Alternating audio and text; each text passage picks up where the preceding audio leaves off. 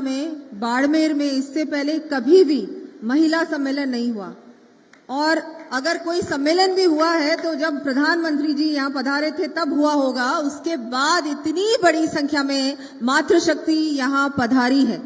तो एक बार फिर से हम हमारी भारत माता के नाम एक बार फिर से जयकारा लगाएं, भारत माता की। राजस्थान दिवस सप्ताह समारोह में हम सभी को आशीर्वाद प्रदान करने पधारे हमारे विकास पुरुष, हमारे माननीय मुख्यमंत्री जी श्री भजनलाल जी, मंच पर विराजमान हमारे मंत्री जी जोराराम जी, के बिश्नोई जी, हमारे पूर्व केंद्रीय मंत्री कैलाश चौधरी जी। मैं सबके नाम नहीं लूंगी क्योंकि मुझे लगता है कि हमारी मातृशक्ति घंटों से यहाँ विराजमान है और मैं ज्यादा समय नहीं लेने वाली। तो मैं सिर्फ सम्मानित मंच कहूंगी। सभी विधायक गण, हमारे सभी पूर्व सांसद गण, हमारे अधिकारी गण, सभी को मैं आपका भी आभार व्यक्त करती हूँ, और क्योंकि मेरे ही विभाग का कार्यक्रम है तो आपका स्वागत भी करती हूँ। आज इतनी बड़ी संख्या में यहाँ हमारी मातृशक्ति पधारी है तो मैं आपका भी स्वागत करती हूँ, अभिनंदन करती हूँ। सचमुच आपने आज मातृशक्ति की लाज रखी है, क्योंकि यहाँ जब ये आयोजन की बात हुई थी आज से मुझे लगता है 2 दिन पहले, तो बहुत सारे अधिकारी घबरा गए कि अरे ये आयोजन कैसे होगा, इतनी बड़ी संख्या में मातृशक्ति कैसे इतनी धूप में इतनी गर्मी में आएंगी। लेकिन मैं कहूंगी कि मातृशक्ति का जो ये हमारी सचमुच में जो शक्ति है, अंदरूनी ताकत है, आज उसका प्रदर्शन है। और इतनी बड़ी संख्या में मातृशक्ति पधारी है, बहुत ही मैं तो कहूंगी इतने शुभ संकेत है, क्योंकि माननीय प्रधानमंत्री जी की योजनाएं और फिर उसके बाद डबल इंजन की सरकार हमारे माननीय मुख्यमंत्री जी का जो पूरा 1 साल से कार्यकाल रहा है और जिस तरह से मेहनत कर रहे हैं, मैं कहती हूँ ये उसी का ये उदाहरण है कि आज इतनी बड़ी संख्या में मातृशक्ति यहाँ पधारी है। जैसा कि हम सब जानते हैं कि राजस्थान में जिस तरह से जब से भारतीय जनता पार्टी की सरकार आई है लगातार विकास के काम हो रहे हैं। चाहे मैं बजट की बात करूं या मैं आज इतनी सारी योजनाओं का शुभ आरंभ हुआ है और सारी माताएं बहनों को इतनी बड़ी बड़ी सौगातें मिली हैं। मैं तो कहूंगी कि इतना अच्छा समय, ये जो सुनहरा पल है, ये जो अमृत काल का जो समय चल रहा है, ये सचमुच में माताएं बहनों के लिए जो इतना अच्छा सुनहरा समय चल रहा है, इतना अच्छा समय चल रहा है, ये आज से पहले कभी नहीं था। और जहां हमारे माननीय प्रधानमंत्री जी हर योजनाओं के माध्यम से योजना उन्होंने बनाई, लेकिन सबसे ज्यादा अगर लाभ मिला तो हमारी माताएं बहनों को मिला। चाहे उज्ज्वला योजना हो, चाहे हर घर जल की बात हो, चाहे सड़कों की बात हो, चाहे स्वच्छ भारत अभियान में शौचालय बनाने की बात हो, चाहे बेटी बचाओ बेटी पढ़ाओ की बात हो, हर योजना का केंद्र बिंदु माताएं बहनें हैं।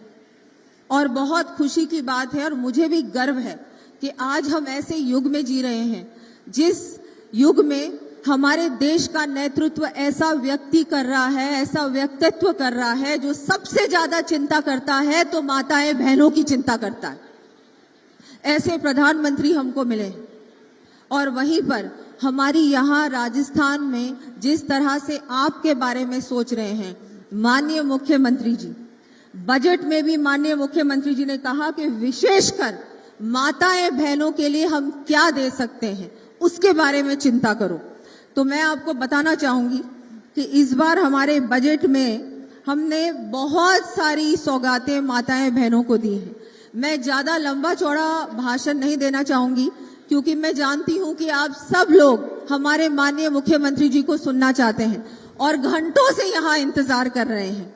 मैं तो यही कहूंगी कि जिस तरह से आज हमारी जो बेटियां हैं, आपने देखा कि ना केवल हमारे देश में पर अब विदेशों में भी शिक्षा पाने के लिए सरकार उनको भेज रहा है। सरकार की ओर से उनको जिस तरह से प्रोत्साहन मिल रहा है, आगे उनको पढ़ाने के लिए, आगे बढ़ाने के लिए, महिलाओं को आत्मनिर्भर बनाने के लिए, सशक्त बनाने के लिए योजनाओं के माध्यम से इतना कुछ मिल रहा है, इतना लाभ मिल रहा है।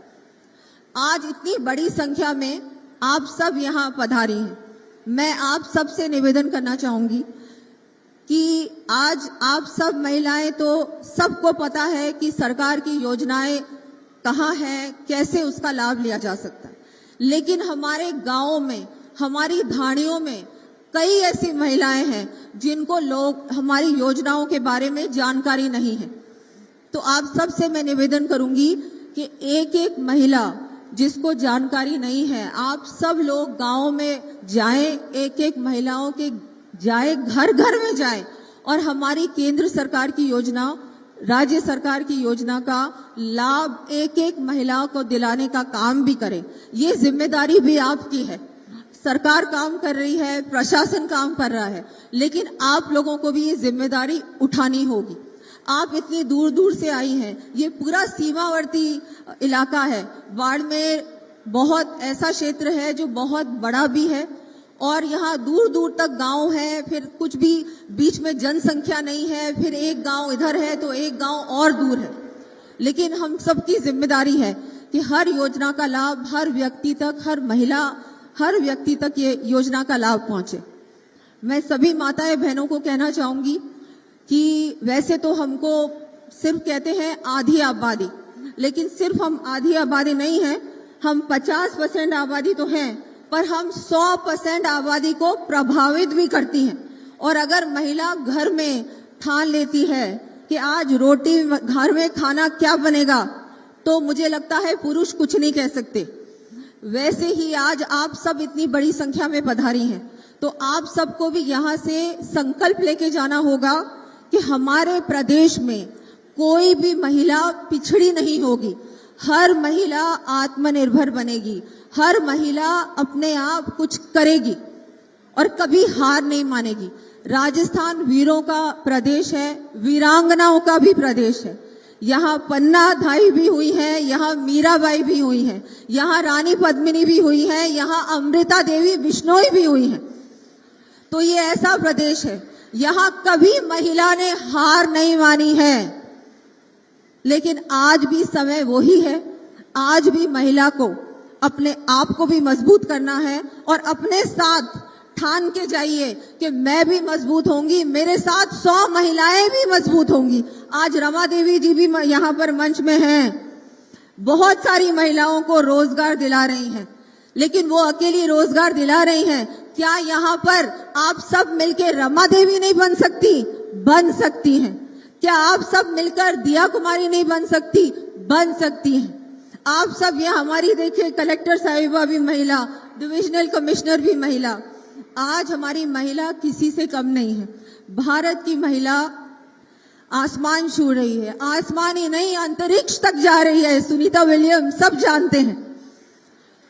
तो आप सब लोग भी, आपके अंदर वो सब कुछ है, वो ताकत है, तो उस ताकत को आपको और आगे बढ़ाना है और अपने आप भी आगे बढ़ना है और हर महिला को मजबूती देनी है, आत्मनिर्भर बनाना है। मैं सबका आभार व्यक्त करती हूँ कि आप सब यहाँ पधारे भी हैं और अब हम सब लोग मुख्यमंत्री जी को सुनने के लिए आतुर हैं। तो बहुत बहुत मैं धन्यवाद देती हूँ। जय भारत, जय राजस्थान।